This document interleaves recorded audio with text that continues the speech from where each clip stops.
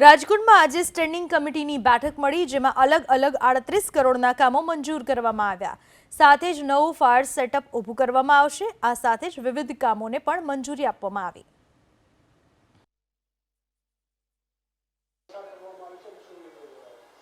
આજરોજ રાજકોટ મ્યુનિસિપલ કોર્પોરેશનની સ્ટેન્ડિંગ કમિટીની બેઠક હતી. આ બેઠકની અંદર કુલ 46 દરખાસ્તો હતી. 46 દરખાસ્તોમાંથી એક 27 નંબરની જે દરખાસ્ત છે, જે રાજકોટ મહાનગરપાલિકા દ્વારા રાજકોટ શહેરની અંદર અલગ અલગ હોર્ડિંગ બોર્ડની સાઇટના ટેન્ડરો આવ્યા હતા. આ ટેન્ડરોમાં સ્ટેન્ડિંગ કમિટીને વિસંગતતાઓ દેખાણી છે, જેના કારણે વધુ અભ્યાસ અર્થે આ દરખાસ્તને પેન્ડિંગ રાખવામાં આવી છે. આજની કુલ બેઠકની અંદર 38 કરોડ 15 લાખ 86 હજાર જેવા માતબર વિકાસના કામો આજે અલગ અલગ વોર્ડની અંદર આજે મંજૂર કર્યા છે.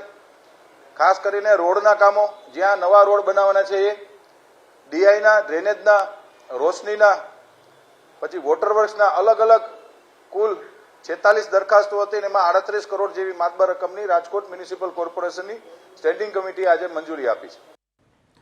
તો રાજકોટમાં સ્ટેન્ડિંગ કમિટીની બેઠક મળી અને અલગ અલગ 38 કરોડના કામો આ બેઠકમાં મંજૂર કરવામાં આવ્યા છે.